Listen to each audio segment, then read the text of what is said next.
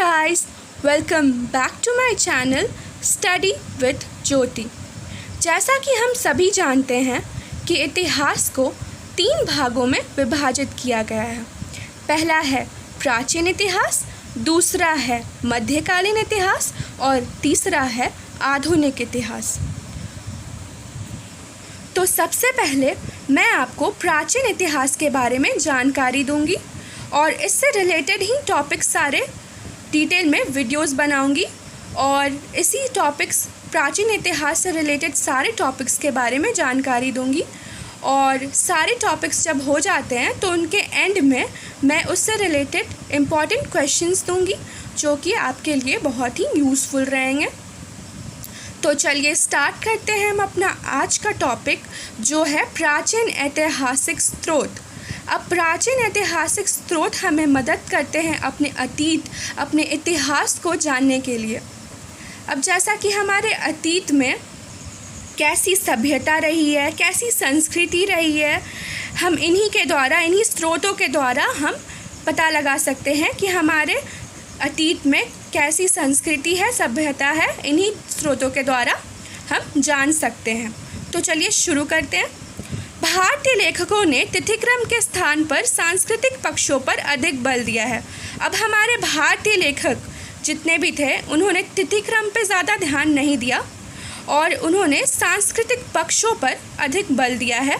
सांस्कृतिक पक्ष का मतलब है हमारे कल्चर, हमारे जितने भी नियम, हमारे सांस्कृतिक जितनी संस्कृति थी हमारे अतीत में, उन पर ज़्यादा उन्होंने बल दिया है। उन्होंने तिथिक्रम पर ज़्यादा बल नहीं दिया है।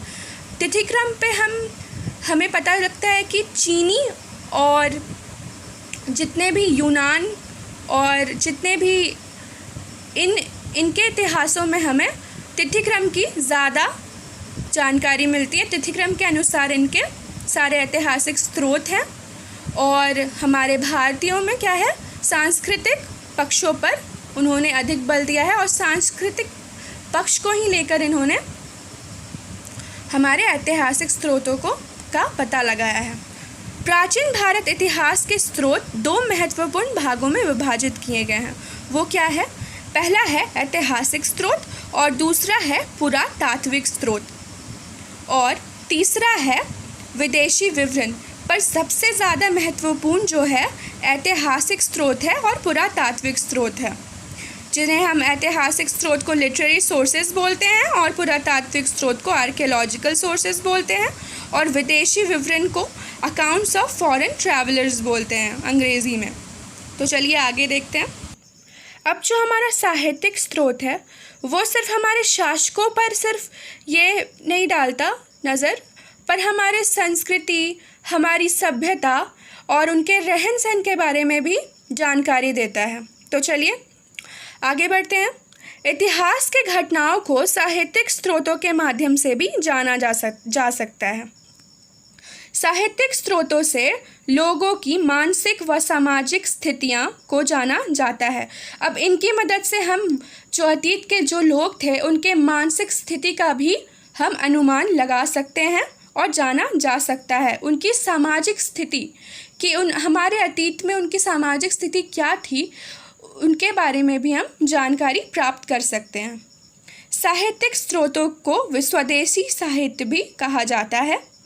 यह 2 भागों में विभाजित किया गया है। साहित्यिक स्रोतों को स्वदेशी साहित्य भी कहते हैं और ये स्वदेशी साहित्य जो है इन्हें 2 भागों में विभाजित किया गया है। तो पहला है प्राथमिक साहित्य और दूसरा है द्वितीयक साहित्य, जिसे हम धर्मनिरपेक्ष साहित्य भी कहते हैं।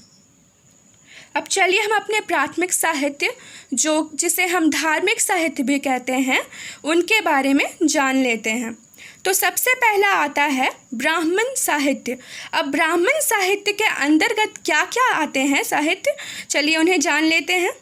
पहला है वैदिक साहित्य, दूसरा है सूत्र साहित्य, तीसरा है स्मृति साहित्य, चौथा है पुराण साहित्य, पांचवा है महाकाव्य, छठा है बौद्ध साहित्य और सातवां है सहेली साहित्य।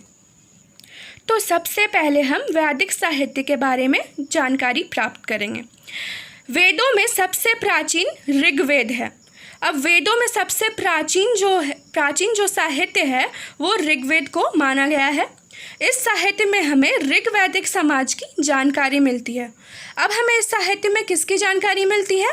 ऋग्वैदिक में जो समाज था उसके बारे में हमें जानकारी मिलती है। सामवेद, यजुर्वेद और अथर्ववेद से हमें उत्तर वैदिक समाज की जानकारी मिलती है। अब जो ये अन्य वेद हैं, सामवेद, यजुर्वेद और अथर्ववेद, इनसे हमें उत्तर वैदिक जो समाज था उनके बारे में जानकारी मिलती है। इन चारों वेदों की सहायता से हम लगभग 900 वर्षों 1500 ईसा पूर्व से 600 ईसा पूर्व का इतिहास जान सकते हैं। मतलब कुल 900 वर्षों का हम इतिहास जान सकते हैं इन चारों वेदों की सहायता से। इन ग्रंथों से आर्यों की उत्पत्ति, राजनीतिक संरचना, सामाजिक संरचना, धार्मिक सांस्कृतिक उपलब्धियों की जानकारी मिलती है। अब इन ग्रंथों से हमें किसकी जानकारी मिलती है? आर्यों की उत्पत्ति कैसे हुई, उनकी राजनीतिक संरचना, सामाजिक संरचना, धार्मिक और सांस्कृतिक उपलब्धियां, इनके बारे में हमें इन ग्रंथों के द्वारा जानकारी मिलती है। अथर्ववेद से हमें उस समय का पता चलता है जब आर्यों ने अनार्यों के अनेक धार्मिक विश्वासों को अपना लिया था। अब अथर्ववेद से हमें क्या जानकारी मिलती है? जब आर्यों ने अनार्यों के अनेक धार्मिक विश्वासों को उन्होंने अपना लिया था, और अनार्यों में सबसे ज़्यादा अंधविश्वास था, और एक ऐसा भी काल आया जब आर्यों ने अनार्यों के धार्मिक विश्वासों को अपना लिया था। अब हम आ जाते हैं यजुर्वेद पे। अब यजुर्वेद से हम लोग को क्या क्या जानकारी मिलती है? यज्ञों के नियमों, विधानों का संकलन मिलता है। अब जो यज्ञ, हमारे जो पूजा होते हैं उनमें यज्ञ भी किया जाता है, तो इन यज्ञों के जो नियम हैं, कानून हैं, विधान हैं, उनका हमें संकलन यजुर्वेद में मिलता है। इसमें बलिदान विधि विधानों का भी वर्णन मिलता है, और ये एक ऐसा वेद है जो गद्य या पद्य दोनों में मिलता है। सामवेद, यह यज्ञों पर गाए जाने वाले मंत्रों का संकलन है। अब सामवेद से हमें किसकी जानकारी मिलती है? जैसे हम यज्ञ करवाते हैं, हमारे घर में यज्ञ अनुष्ठान पूजा होती है, तो उनमें मंत्रों का उच्चारण होता है, तो उनकी जानकारी हमें किससे मिलती है? सामवेद से। इसे भारतीय संगीत का जनक भी कहा जाता है। सामवेद को भारतीय संगीत का जनक भी कहा जाता है। अब हम आ जाते हैं सूत्र साहित्य पर। ये सूत्र इसलिए कहलाते हैं क्योंकि इसमें सूत्रों के रूप में लेखक अपनी बात अभिव्यक्त करता है। अब सूत्रों के माध्यम से लेखक अपनी बात को अभिव्यक्त करता है, इसलिए इसे सूत्र कहा जाता है। वेदों की जानकारी के लिए वेदांगों की रचना की गई। अब हमने वेदों के बारे में जाना था इससे पहले, तो उसकी जानकारी हमें किससे मिलती है? वेदांगों से। इसलिए इसकी रचना ही की गई है ताकि हमें वेदों के बारे में जानकारी मिल पाए। अब इसके कितने अंग हैं? 6 अंग हैं। शिक्षा पहला अंग है, कल्प, व्याकरण, निरुक्त, छंद, ज्योतिष, और ये है पूरे 6 अंग जो हमें वेदों के बारे में जानकारी देते हैं। वैदिक स्वरों के शुद्ध उच्चारण के लिए शिक्षा शास्त्र का निर्माण हुआ। अब जो वैदिक स्वर हैं उनके जो शुद्ध उच्चारण होते हैं उसके लिए किसका निर्माण किया गया? शिक्षा शास्त्र का।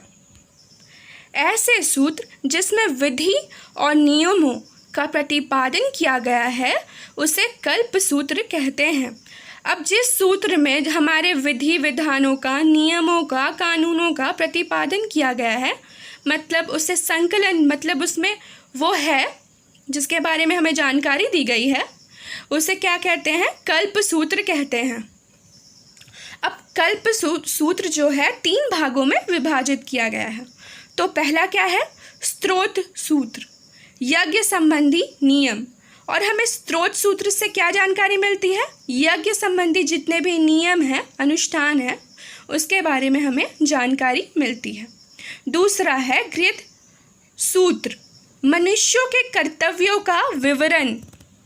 अब इसमें हमें क्या मिलता है, मनुष्य के जो कर्तव्य हैं उनके विवरण मिलते हैं। ठीक है।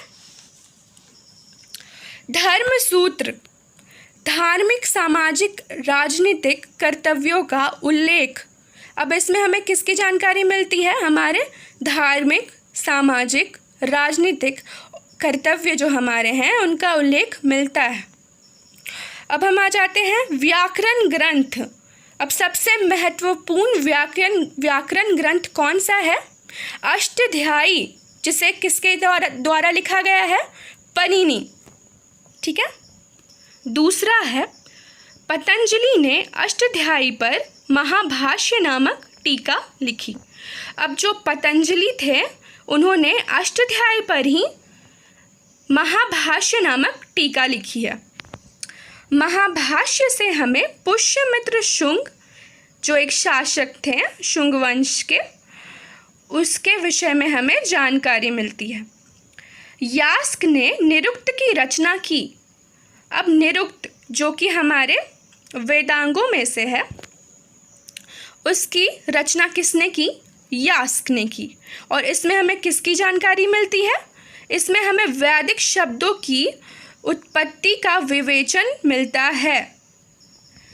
ज्योतिष शास्त्र की भी प्राचीन काल में उन्नति हो गई थी, मतलब हमारे प्राचीन ऐतिहासिक काल में ज्योतिष शास्त्र की उन्नति हो गई थी। तो चलिए आगे देखते हैं। वेदांगों के पश्चात उपवेदों की रचना की गई और ये उपवेद कितने थे, चार प्रकार के। पहला था आयुर्वेद। अब आयुर्वेद से हमें क्या जानकारी मिलती है, चिकित्सा विज्ञान के बारे में हमें जानकारी मिलती है।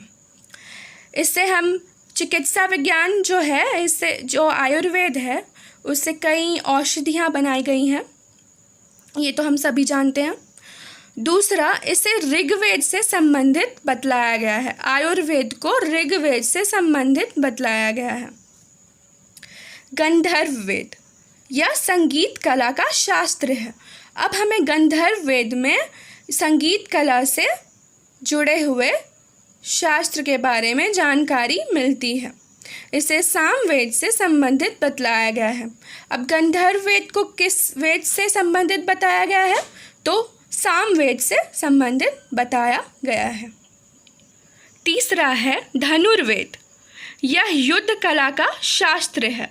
इसे युद्ध कला का शास्त्र माना गया है और इसे यजुर्वेद से संबंधित बतलाया गया है। शिल्प वेद, यह शिल्प कला का शास्त्र है और इसे किससे संबंधित बतलाया गया है, अथर्ववेद से। अब हम आगे देखेंगे स्मृति साहित्य। प्राचीन साहित्य और जैन साहित्य स्मृति मनुस्मृति है। अब हमारे प्राचीन साहित्य और जितने जैन साहित्य है वे स्मृति साहित्य के अंतर्गत आ जाते हैं। अब इसकी रचना कब हुई थी, तो इसकी रचना 200 ईसा पूर्व से 200 ईस्वी में इसकी रचना की गई थी। ठीक है। अब सबसे प्रमुख स्मृति कौन सी है, तो याज्ञवल्क्य स्मृति सबसे प्रमुख स्मृति है। यह 100 ईस्वी से 300 ईस्वी के बीच रची गई थी। अब दूसरा है नारद स्मृति जो कि 300 ईस्वी से 400 ईस्वी के बीच में रची गई थी। पराशर स्मृति जो कि 300 ईस्वी से 500 ईस्वी के बीच में रची गई थी। इन स्मृतियों से किसके बारे में जानकारी हमें मिलती है, गुप्त काल के सामाजिक व धार्मिक जीवन के बारे में इसमें प्रकाश पड़ता है। बृहस्पति स्मृति इसके बारे में 300 ईस्वी से 500 ईस्वी के बीच में हमें इसकी जानकारी मिलती है। कात्यायन स्मृति, इसकी जानकारी हमें 300 ईस्वी से 600 ईस्वी से तक मिलती है। इन स्मृतियों से भी हमें गुप्त काल की ही रचनाएं मिलती हैं। इन सारी स्मृतियों से हमें गुप्त काल की ही रचनाएं मिलती हैं। अब हम आगे बढ़ते हैं पुराण साहित्य। पुराण साहित्य मुख्यतः कितने प्रकार के हैं? 18। लेकिन सबसे महत्वपूर्ण कौन कौन से हैं? चलिए आइए देखते हैं। मार्कंडेय, ब्राह्मण, वायु, विष्णु, भागवत, मत्स्य, ये सबसे महत्वपूर्ण पुराण माने जाते हैं। मत्स्य, वायु और विष्णु पुराणों में हमें प्राचीन राजवंशों का वर्णन मिलता है। अधिकतर पुराण सरल संस्कृत श्लोक में लिखे गए हैं। अब अधिकतर पुराण किस भाषा में लिखे गए हैं? संस्कृत श्लोक के माध्यम से ये इन पुराणों में हमें बाकी राजवंशों की जानकारी मिलती है। प्राचीन सांस्कृतिक इतिहास लिखने के लिए भी पुराण उपयोगी है। अब हमारे प्राचीन जितने भी सांस्कृतिक इतिहास है उसे लिखने के लिए भी पुराण बहुत ही उपयोगी है। पुराण ईसा की 3री या 4थी सदी में लिखे गए थे। अब हम आ जाते हैं महाकाव्य पे। महाकाव्य में रामायण और महाभारत सबसे महत्वपूर्ण माने जाते हैं। रामायण और महाभारत सबसे महत्वपूर्ण महाकाव्य हैं। मौर्योत्तर काल में रामायण की रचना महर्षि वाल्मीकि ने की थी। अब मौर्य काल में रामायण की रचना की गई थी। अब इनकी रचना किसने की थी? महर्षि वाल्मीकि ने। इस मूल कथा के माध्यम से भारतीय समाज और उनकी संस्कृति पर पर्याप्त प्रकाश डाला गया है। अब इस मूल कथा के माध्यम से हमें भारतीय समाज और उसकी संस्कृति के बारे में जानकारी मिलती है। महाभारत दूसरा प्रमुख महाकाव्य है। रामायण के बाद दूसरा जो महत्वपूर्ण महाकाव्य है उसे महाभारत कहा जाता है। अब जिसकी रचना किसने की थी? महर्षि वेद व्यास ने की थी। इसका प्रारंभिक नाम क्या है? इसका प्रारंभिक नाम जय संहिता रखा गया था। इसका नाम बदलकर महाभारत क्यों किया गया? क्योंकि इसमें हमें भारत के इतिहास के बारे में हमें जानकारी मिलती है, इसलिए इसका नाम महाभारत रखा गया। इस महाकाव्य से प्राचीन भारतीय इतिहास पर प्रकाश पड़ता है। गीता, जो वैष्णव मतवालंबियों की प्रमुख धार्मिक पुस्तक है, एक शेपक को महाभारत से जोड़ा गया है। अब गीता के जो एक शेपक है उसे महाभारत से ही जोड़ा गया है। जितने भी प्रमुख शेपक है गीता में उसे किससे जोड़ा गया है? महाभारत से। अब हमारा बौद्ध साहित्य आता है। त्रिपिटक सबसे प्राचीन बौद्ध ग्रंथ है। 3 त्रिपिटक इस प्रकार हैं। अब 3 त्रिपिटक किस प्रकार है? सुत्त पिटक सबसे पहले आता है, जिसमें हमें धार्मिक विचारों व वचनों का उल्लेख मिलता है। विनय पिटक बौद्ध संघ के नियमों का उसमें संग्रहित किया गया है। बौद्ध संघ के नियमों का किसमें? विनय पिटक में।